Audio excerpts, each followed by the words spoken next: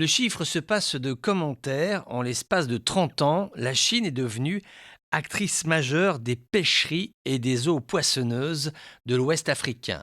13 navires en 1985, 462 en 2013.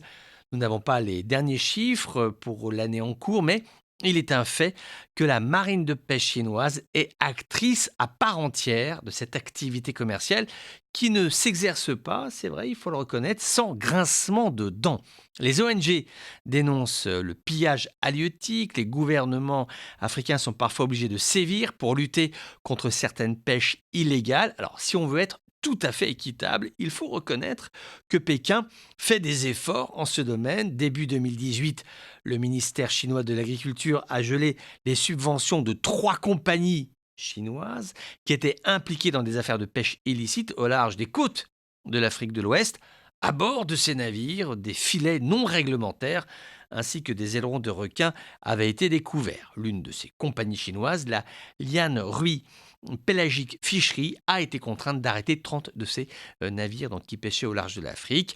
Autre geste qui n'est pas des moindres, Pékin a annulé 90 millions d'euros de subventions, notamment sur le carburant, à des opérateurs chinois qui n'inspectaient pas les règles de la pêche en Afrique. En fait, il faut bien percevoir deux choses. C'est que la pêche dans les eaux africaines, c'est beaucoup d'argent. Juste pour te donner un ordre de grandeur, c'est juste un ordre de grandeur. L'accord signé entre Madagascar et un consortium chinois s'est élevé en 2018 à 2,7 milliards de dollars. Donc tu vois, les engagements financiers sont tout à fait importants. Et autre point, si les ambitions de la Chine se confirment en Afrique, a priori il n'y a pas de raison qu'il y ait inclinaison sur ce point, si les ambitions de la Chine se confirment en Afrique sur le moyen et long et très long terme, Pékin ne peut pas avoir cette épine dans le pied, celle des pêcheries chinoises, parce que c'est un dossier économique, parce que c'est un dossier environnemental, parce que c'est un dossier éminemment politique qui touche au comportement des investisseurs chinois sur le continent.